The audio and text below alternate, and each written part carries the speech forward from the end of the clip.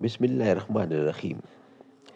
چوتھا روزہ مبارک، چوتھا روزہ رمضان المبارک کا حدیث نبوی صلی اللہ علیہ وآلہ وسلم۔ ناظرین KBN 313 رمضان المبارک 4 2025۔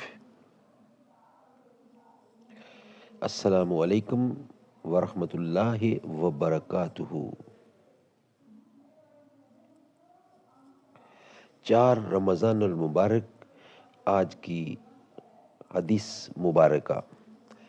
قال النبی صلی اللہ علیہ وسلم، حضرت ابو ہریرہ رضی اللہ عنہ سے مرفوع مروی ہے کہ انسان کے ہر جوڑ پر صدقہ ہے۔ ہر دن جس میں سورج طلوع ہوتا ہے 2 آدمیوں کے درمیان عدل کرے تو یہ صدقہ ہے۔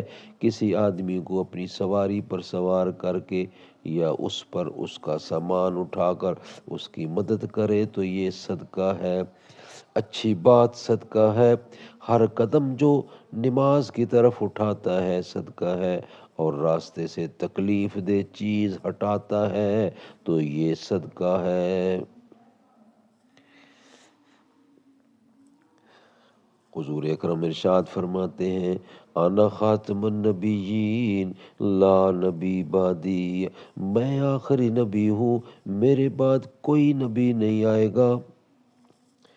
جو بھی نبوت کا دعوے دار ہوگا اپنے آپ کو مدنی مصطفیٰ کے برابر یا آس پاس سمجھے گا یا منسوب کرے گا۔ نجس تو ہو سکتا ہے، ناپاک، مرتد، دہر یا مردود، شیطان یا ملحد تو ہو سکتا ہے، نبی نہیں ہو سکتا۔ زباں پر مومنوں کے جب بھی ذکر تاجدار آئے تو اس کے بعد لازم ہے کہ ذکر 4 یار آئے۔